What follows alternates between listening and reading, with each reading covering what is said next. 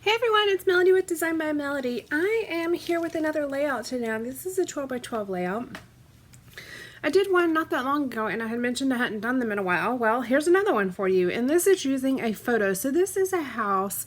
So this is a house in the hometown that my husband grew up in that his grandfather had lived in. It's not a house they owned, but it's a house that they had lived in. And so I kind of took pictures of different houses around the town and documented just the details like the address, the square footage, when it was built, to kind of get documented, because these houses don't always last for very long, and this house was built in 1885, so who knows how long this house will actually stay there where it is in the condition it's in. So I decided to take a picture of it. I actually took this picture in 2016, and I'm just now getting around to documenting it, but I thought having something like this in my album might be really interesting for future generations to see some of the different houses that their ancestors have lived in. So my husband never lived here, but I think it was his grandfather lived there when he grew up, I think is what it was. But again, I don't think it's a house they owned. I think it's a house that they had rented.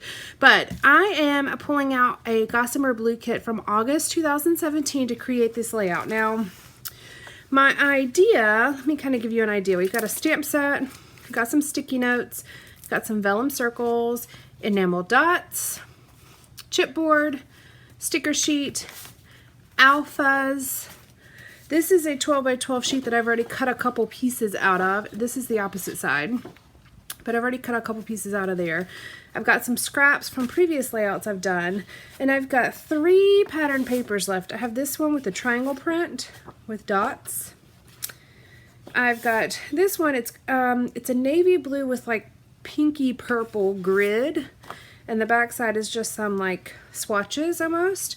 And then this one is a diamond pattern and the back side is red. So my idea was to cut out some of this gray piece and use these 2 pattern papers. And then I do have all the cardstock left. But I think what's going to happen is after I complete this layout, I don't typically use the cardstock, so I just usually put it back in my stash. But after I complete this layout, I'm probably going to de-kit this kit and just disperse it into my stash, so I can use these products on other layouts that I'm creating. I like to keep the kit together for a good amount of time, but once I kind of feel like I've gotten what I can get out of it, I then disperse all the products so that I can use them in other layouts as well. I definitely have lots of embellishments left, but I would like to be able to go ahead and pull from these and use them in other layouts as I'm creating. So I think that's what I'm going to do. We'll make this layout and I'll make the decision at the end, but as of right now, I think this is going to be the last layout with this kit together. So let's get this layout started and see what we can create today. Okay, I'm going to go ahead and tell you now so I don't forget, but spoiler alert, I do go ahead and de-kit this kit after I finish this layout. So it was my last time using this Gossamer blue kit, but I've actually already used some of the embellishments on other layouts that I've created, so it's not going to waste. It's just not in one single kit anymore. Now it's available for me to use in any different layout that I create in my craft room. So I actually really feel like that's a better use of the products. Once I get to a point to where a kit's not necessarily speaking to me anymore, it's time for me to break it apart so I can use those pieces in other projects as well. Now, I don't like the way that this background paper shows up on camera. It's basically a pale pink background with a dark blue, very tiny grid on top. And clearly the camera has a very difficult time focusing on it. So bear with it for this video. At the end, you'll be able to see the close-up pictures a little bit better, and you'll be able to really see the true color of the background. But just keep in mind, it is basically blue with a very pale pink color behind the grid. And it's a very tiny grid. Like, we're talking, I don't know, maybe 4 squares. Let's see, 12 squares to the quarter inch, I guess is probably what it is. So it's very, very tiny. but you could still see the pale pink in the background. So all I've done so far is I have pulled a very thin silver washi tape to create a border around the entire page, and I just kind of folded it to the back of the page. I really like doing that on layouts, and the silver gray color of that washi tape really kind of just is a neutral element that I added to the page, and it also really ties into the grays that are on this diamond patterned paper. The vellum stickers that came in the kit are actually very interesting. So I've got this one that says L local, and then I have noted, and then I'm looking through a couple other ones to see what I want to include, but I'm kind of staying in the gray and blue tones. There's like a lighter blue and a darker blue, and just kind of staying in those tones, trying to figure out exactly what I want on this page. And I'm going to stick to these 4 here. And I will staple some of the ones down, especially that local one, and some of the other ones as well that are not layered under things, because I don't like when you can see the adhesive through through the vellum or through the circles. From that large cut apart sheet, I went ahead and trimmed out this one that says the details, because it kind of brings in a little bit more of that pink color. I'm going to scatter a little bit of the pink, like the reddish pink, around the page, and that just kind of goes with the background paper, but I also feel like it brings a nice bright color to this page. This is just a picture of a house, as I had mentioned. So I'm kind of keeping the elements that I add to the page fairly simple, and kind of staying within a color scheme that matches my background paper, since the pictures from the photo are actually just more natural colors. I don't have a whole lot to say about the house, so on my little journaling piece that I have, it's just the one of the post-it notes. Gracious, I can't think of words.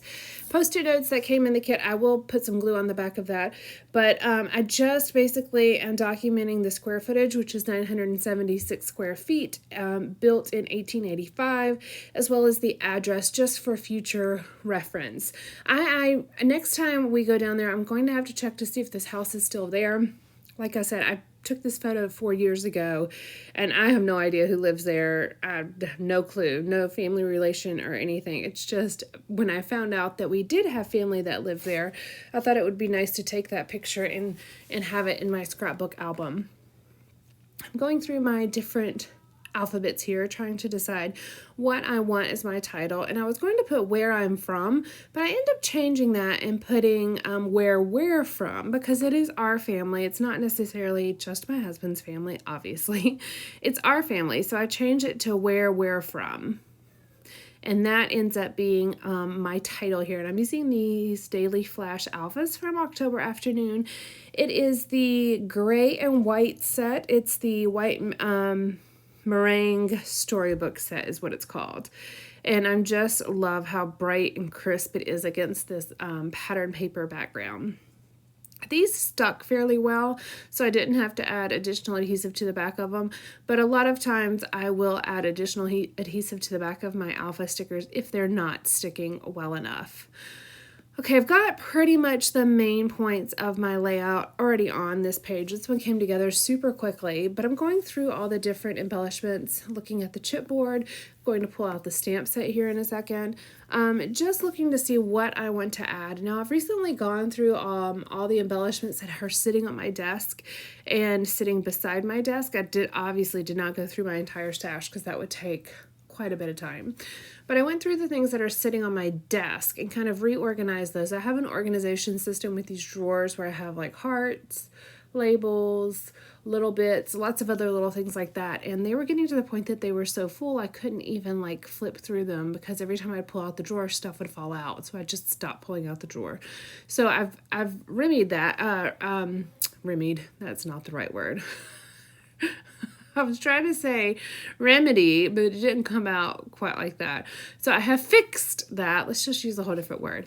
I have fixed that and have gone through each of those drawers and kind of resorted them. I had realized that things weren't sorted in the same categories as the labels, and so I fixed that, and now I'm really using them as I had originally intended them to be, and intended for them to be used. And you're going to see me here in just a second pull out the one that has hearts and just pull a couple more in. Since I'm using that red and pink chipboard heart, I wanted to use a few more hearts in the page, but I don't really have any left in the kit. So I'm going to pull some from my little drawer that's sitting here on my desk and use that just using a few of the enamel dots. It looks black, but that dark enamel dot is a really dark navy. The camera's just making it look black. But in person, it looks more like the blue from that local vellum circle. And it really kind of ties in the three main colors we have on this page. We have the light blue, the dark blue, and the kind of peachy pink color. Kind of scattering those about. Funny enough, this is actually sped up, and I swear it looks like I'm going like regular speed, not double time speed. But I was watching TV as I was doing this layout, so it actually took me a little while longer to get it complete. I'm going to go ahead and document my journaling, and I will kind of speed through that for you so you don't have to watch it, because it takes me a little bit of time to actually get it complete. I like to take my time when I'm writing on a layout, especially something that's already glued down. This wasn't, so I could have replaced it, but I still like to kind of take my time and think about what I'm documenting, what I'm writing, and I do not like to save the journaling until after the layout's done, because sometimes I have to add more lines or add more space for me to journal, or maybe cut something down because I didn't have enough to say, or I didn't have enough to fill up like the slot of what I wanted to say or what I thought I wanted to say. So I like to do that while I'm in the creative process, because I might have to change something or move something or add something. So I like to kind of do that all together. Here's that drawer I was talking about with the hearts, and I have 6 drawers that are on the little unit on my desk, so you will see those as I create different pages, and you'll see me pull a couple of things out in the next couple of layouts, because I just redid it. So when you just redo something, you tend to use it a little bit more than you may normally have used it. I'm going to get these hearts stuck down.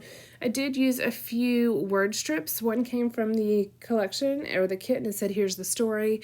Then I used a few other ones. I had a Cosmo Cricket one that said journey, and then that I put on the little tab up by the local vellum piece, and then I used one that said stay simple beside the noted vellum piece, and then under my title, these two, the stay simple and the one under my title, are all from a Tim Holtz sticker book.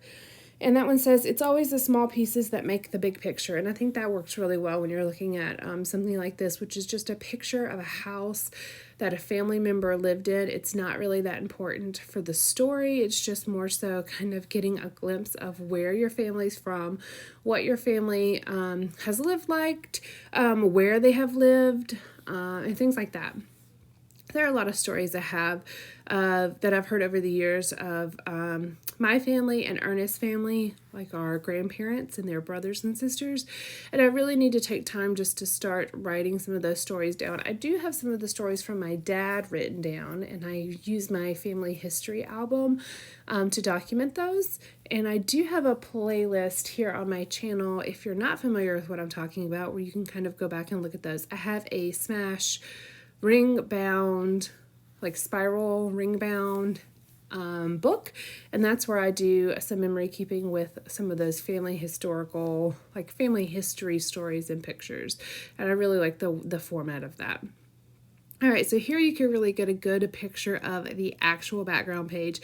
I hate that throughout the video it just wasn't focusing and wasn't really showing this, but I love how beautiful this background page is and how all the elements that I've included as embellishment just kind of highlight the background and really help that picture stay bright and the focal point center on the page.